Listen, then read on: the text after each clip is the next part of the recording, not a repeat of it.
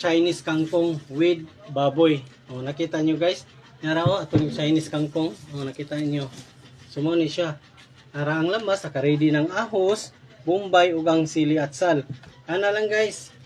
Mag-slice ata sa ahos guys. I-prepare tayo na ang mga lamas. Una ta mag-isa. Bombay na sa guys. Sili at sal. Paghawa na ta sa atong Chinese kangkong. Okay guys, mag-isa na ta guys. Ugahon ta ng ahos. Sibuyas na sa datilo na guys. Oh, nakita niyo. Tapos, ang sili at sal na.